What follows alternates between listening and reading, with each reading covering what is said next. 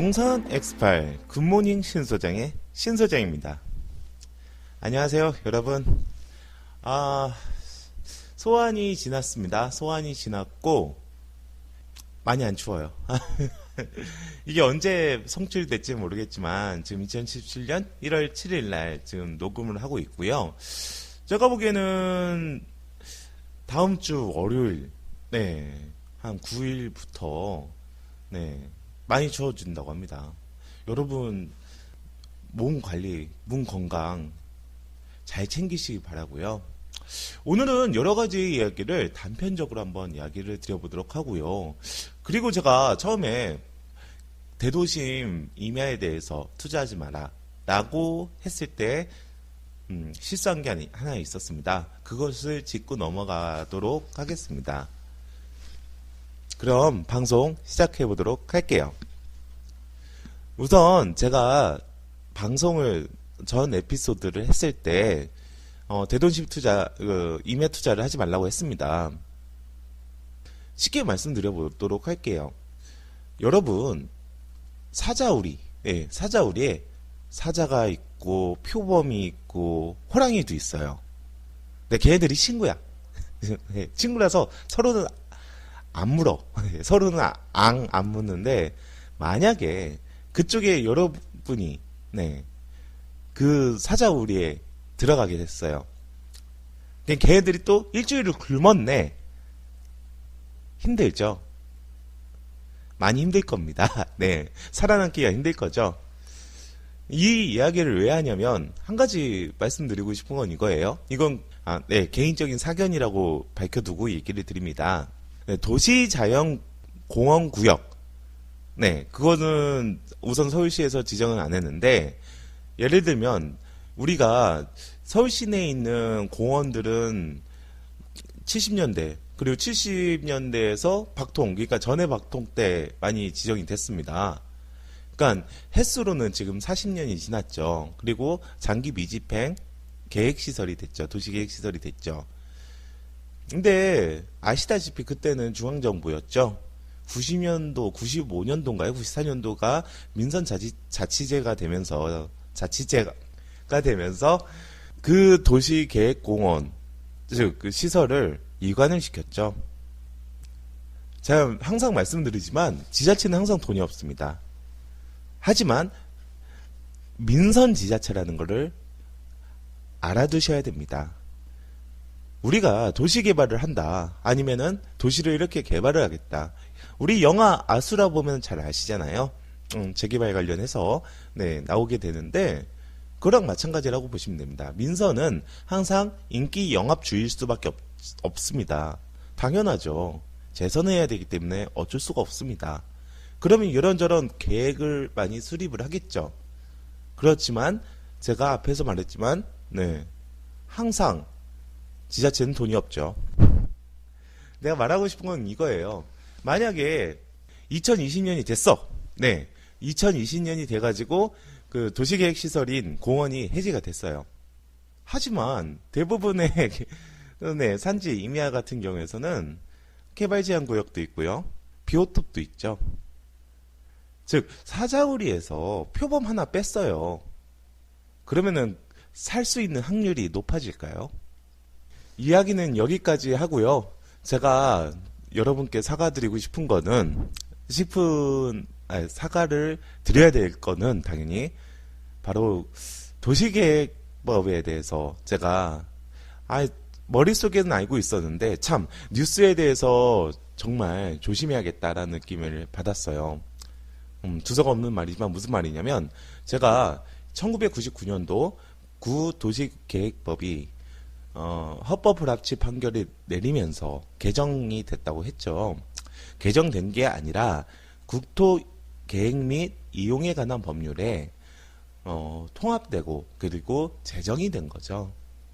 근데 국계법이라는 거는 공인중개사는요 각종 공법을, 법률적인 공법을 시험 과목에 있죠. 하지만 제너럴리스트입니다. 스페셜리스트가 아니라 제너럴리스트, 수박 겉핥기입니다. 그냥 기본적인 개념적인 부분만 나와요. 그런데 국계법은 그게 좀 아니에요. 한 16문제에서 17문제 정도 나오거든요. 국기법은 왜 그러냐면 정말 공법 중에서도 중요한 법률이기 때문에 그렇습니다. 그렇게 달달 외웠으면서도 불구하고 네, 그냥 그 어느 뉴스인가요? 네, 뉴스에서 나온 것을 캐치하면서 거기서 나온 정보, 틀린 정보, 개정안에서 그렇게 나온다. 네, 폐지가 되고 다른 법률이 생긴 거를 내가 팩트를 못 잡았죠. 네, 그거는 정말 죄송하고요. 그래서 제가 오늘 뉴스에 대해서 그리고 인터넷에서 우리가 구글링 하면서 부동산 정보를 취득할 때 조심해야 될 거를 한번 이야기를 드려보도록 할게요. 여러분 네이버에 지금 녹색 창에 사무실 쪼개기 한번 쳐보십시오. 사무실 쪼개기 네, 쪼개기 쳐보시면은 바로 그 웹문서의 첫 번째 MBN 뉴스가 있습니다. 네, 옆 사무실 자체가 소리가 그대로. 네, 사무실 쪼개기 성행이라고 나와 있습니다. 이거에 대해서 제가 간단히 이야기를 드려보도록 할게요. 쉽게 말씀드려서 이 부분, 이 뉴스는 진짜 빵 터졌던 뉴스입니다. 지금 이거를 한번 뉴스를 한번 들려볼게요. 이게 그 녹음이 되는지 모르겠습니다. 한번 들려주겠습니다. 최근 하나의 공간을 간이 칸막이로 쪼개 여러 사무실로 나눠 쓰는 일이 비일비재한데요. 방음도 안 되는 데다 화재가 발생하면 위험이 큽니다. 우종환 기자입니다. 음악 소리가 방 안을 채웁니다. 방 안에서 튼 것 같지만 옆방에서 넘어온 소리입니다. 전화통화하는 것들은 너무나도 선명하게 잘 들리고요. 재채기 소리도 일하다 깜짝깜짝 놀랄 정도로. 두 사무실 사이엔 간이 칸막이 형태의 벽이 있을 뿐이어서 소리를 전혀 걸러내지 못하기 때문입니다. 이곳은 원래 하나의 사무실로 분양된 곳입니다. 하지만 보시는 것처럼 사무실 2개가 들어와 있는데요. 두 사무실 사이에 방음이 되지 않는 벽이 설치되어 있습니다. 입주자는 임대차 계약을 할 때만 해도 이런 사정을 전혀 알지 못했습니다.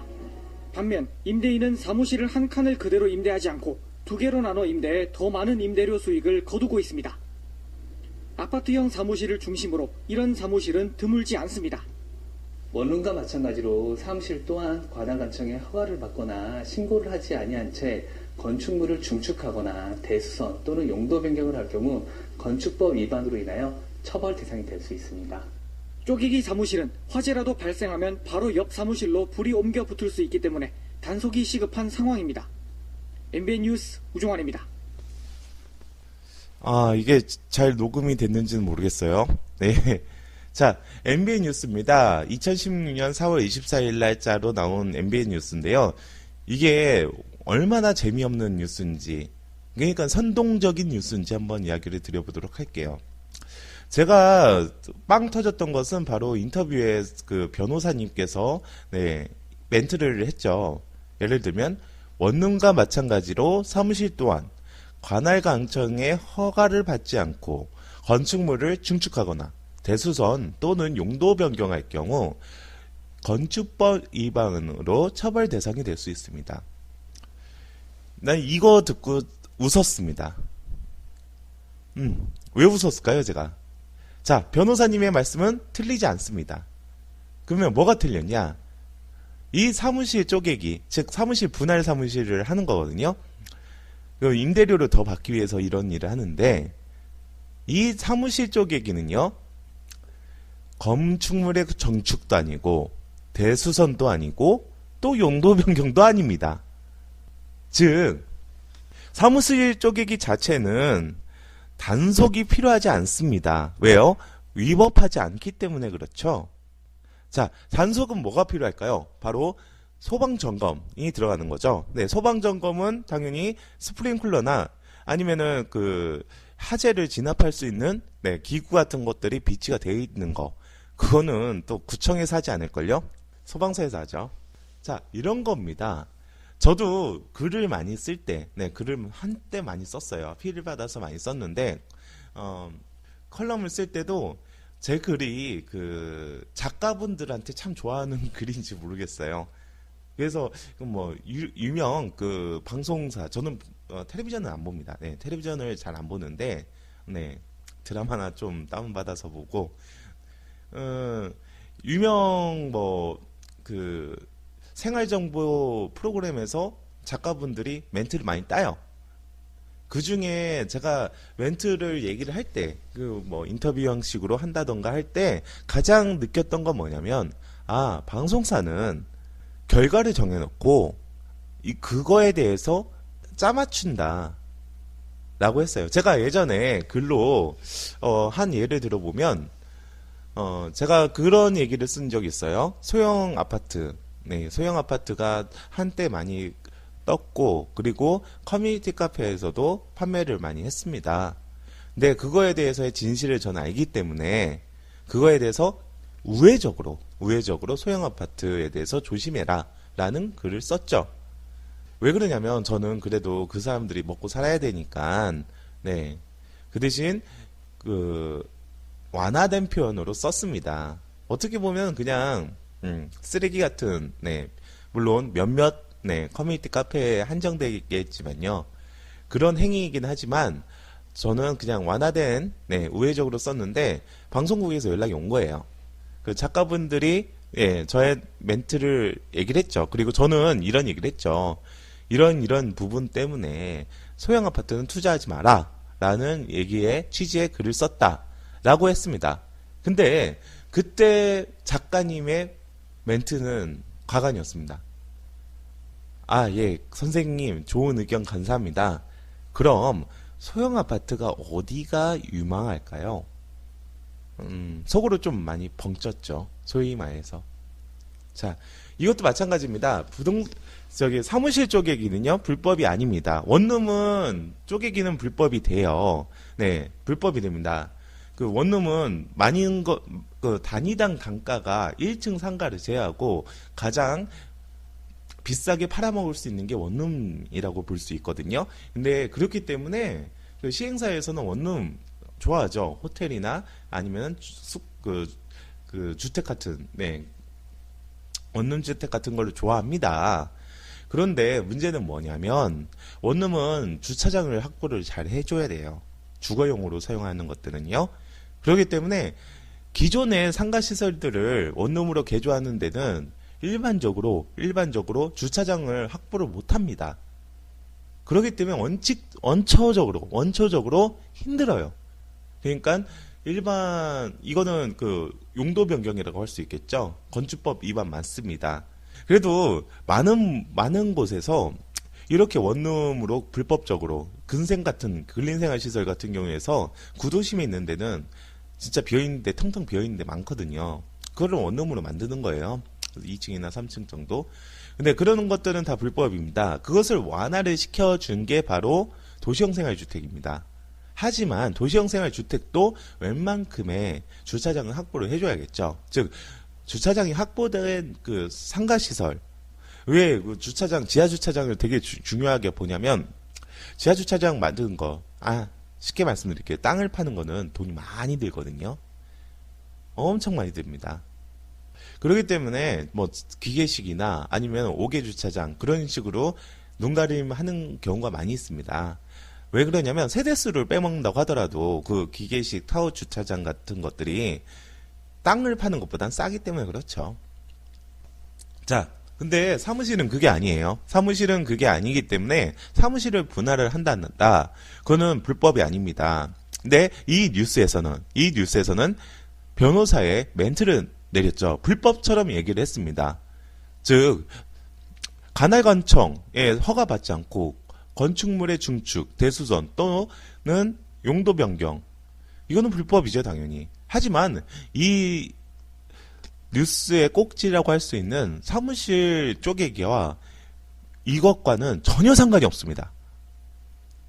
선동이죠. 자, 그리고 그 다음 멘트를 한번 볼까요? 쪼개기 사무실은 화재라도 발생하면 바로 옆 사무실에 불이 옮겨 붙을 수 있기 때문에 단속이 시급한 사항입니다. 어떤 단속일까요? 불법도 아닌 것을 단속을 해야 된다는 겁니다. 웃긴 거죠. 많은 부분에서 그런 것 같아요. 저도 구글링에서 여러 가지 정보를 취합을 하거든요. 어느 분은 이런 얘기를 해요. 구글링에서 정보를 취합할 수 있기 때문에 전문가라고 떠든다. 제가 한마디만 할게요. 많은 정보가, 부동산 정보가, 네, 취득이 합니다. 그리고 그거를 조합을 할 수 있죠. 하지만 판단은 당연히 제가 하는 거죠. 이런 식으로 저는 법률적으로 알기 때문에 이런 부분에 대해서는 조금이나마 알기 때문에 이 뉴스가 참 의미 없는 뉴스다. 선동적인 뉴스다. 라는 것을 팩트를 잡아놨죠. 제가 예전에도 말씀드렸을 거예요. 아파트를 재건축을 할 때는 전체의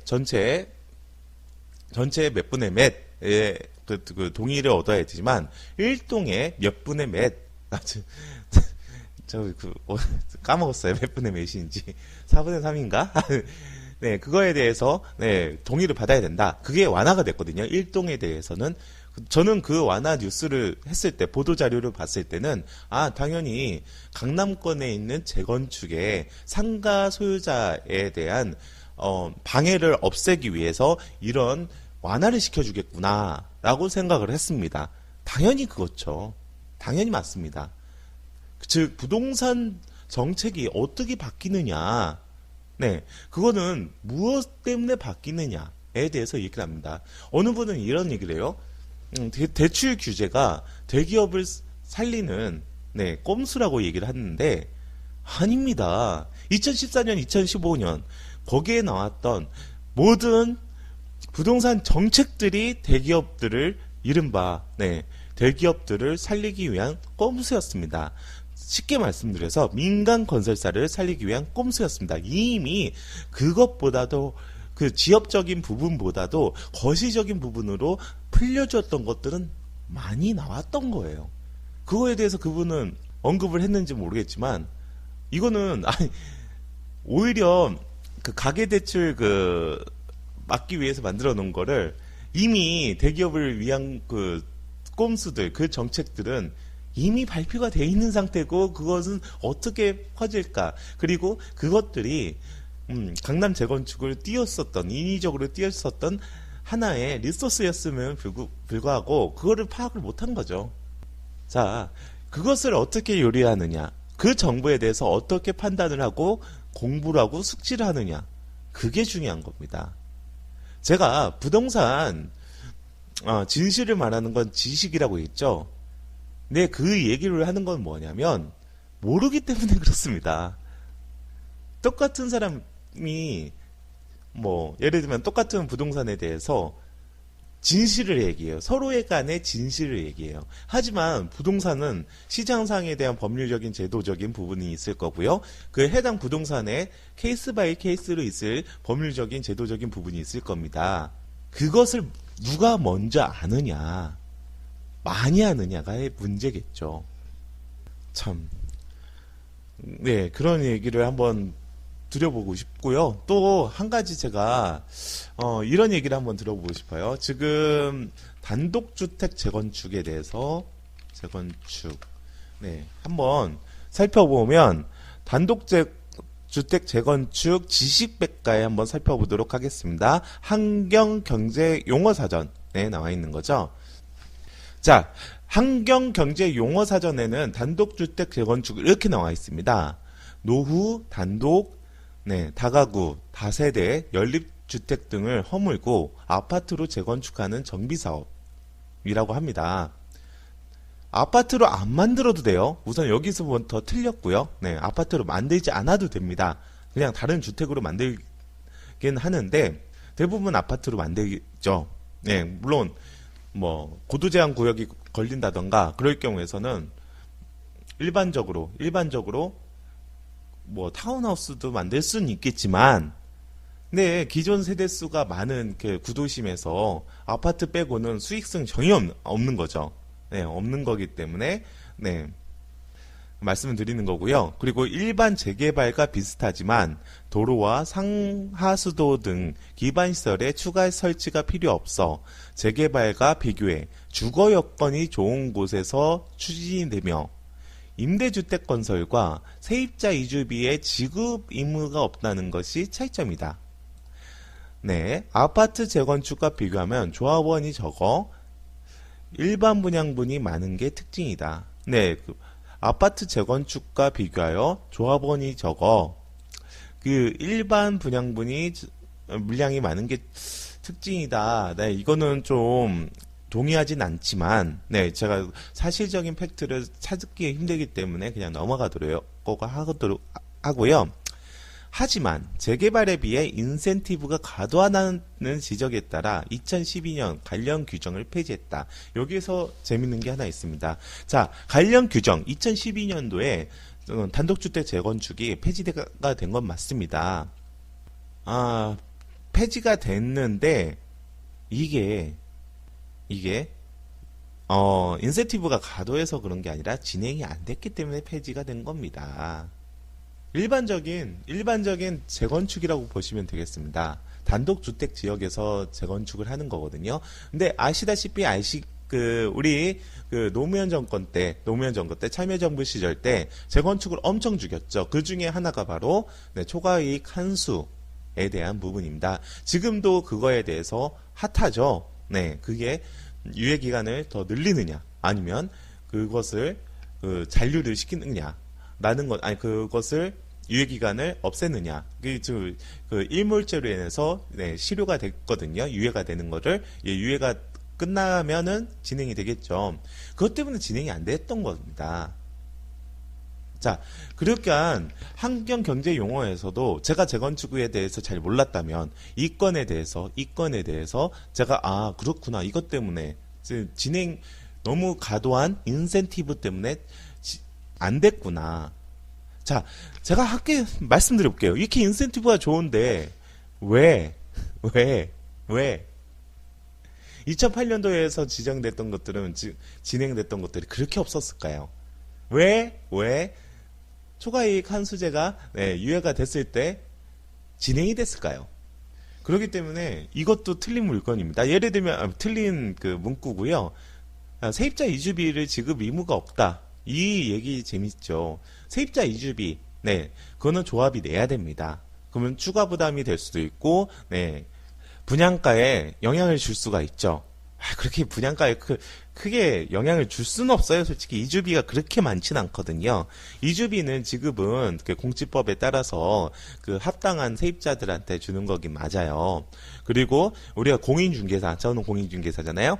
공인중개사는 재건축이나 재개발이는 정비사업지에 임대차 진행을 할 때는 어느 정도 진행이 됐는지에 대해서 이야기를 해야 됩니다. 주택임대차보호법상에 나와 있어요.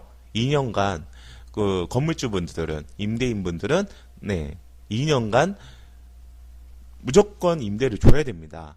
예를 들면 몇 개월 이상 연체가 됐다던가 그런 부분에 대해서 크게 훼손을 시킨다던가 용도에 따른 다른 행위로 사용 수익을 한다던가 그럴 경우에서는 당연히 해지를 할 수가 있지만 임차인을 위해서 2년 동안 보호를 해줍니다. 1년에 대한 계약을 했다고 하더라도 2년 동안 세입자는 주장을 할 수가 있어요.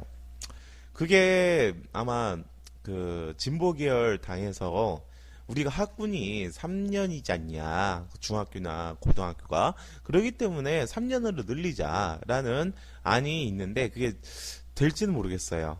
아직은 안 된 걸로 알고 있긴 한데 우선은 우리가 2년 얘기하잖아요. 근데 2년을 안 지켜줄 수 있는 게 바로 재개발이나 재건축 같은 정비사업지에서 진행이 됐을 때 철거를 하고 이주를 시킬 때는 세입자 2년을 안 지켜도 상관이 없습니다.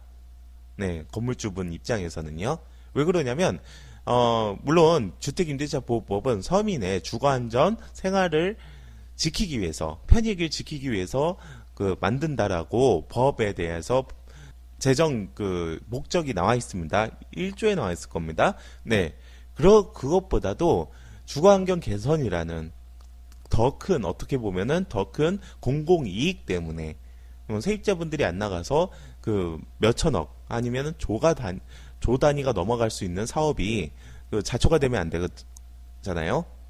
기간이 길어지거나. 그렇기 때문에 세입자 부분에 대해서 2년을 안 지켜도 상관이 없습니다. 그래서 지금 재개발 지역이었을 거예요.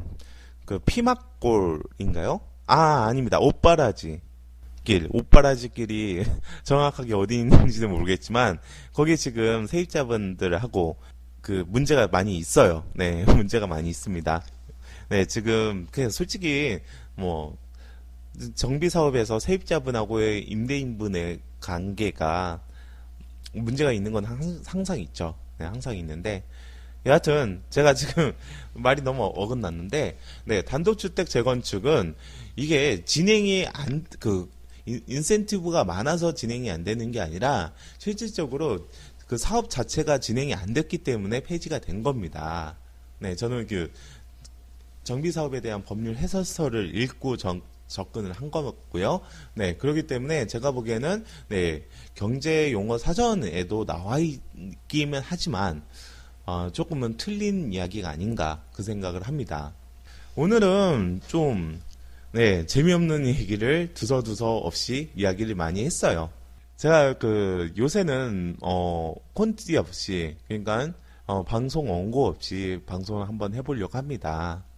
너무 두서없는 얘기가 될 수 있겠지만 조금은 더 저의 생각, 부동산에 대한 생각을 정제 없이 한번 들려드리고 싶다라는 생각 때문에 이런 생각을 해봤고요.